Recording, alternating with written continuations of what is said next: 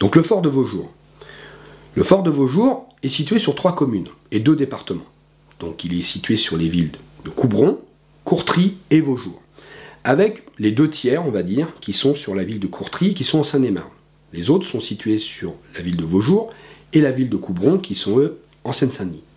Alors, le fort a été construit au début des années 1880, donc il fait partie de la seconde ligne de défense de Paris. En effet, en 1870, suite à la défaite des armées françaises devant les Prussiens, il a été décidé de mettre en place une deuxième ceinture de forts et de batteries afin d'empêcher de nouvelles invasions.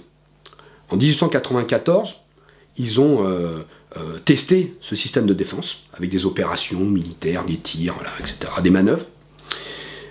Pendant la guerre 14-18, le fort il a failli servir.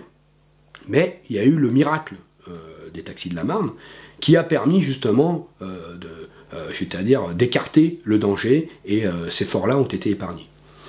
Le fort de Vaujours, pendant la guerre 1939-45, a été utilisé par l'armée allemande pour y mettre en place des batteries de défense aérienne, des batteries DCA, et en même temps il a servi comme dépôt de munitions. Donc ce qui s'est passé, c'est qu'en 1944, les Allemands, ils ont fait exploser le dépôt. Là, ils ont fait exploser le dépôt.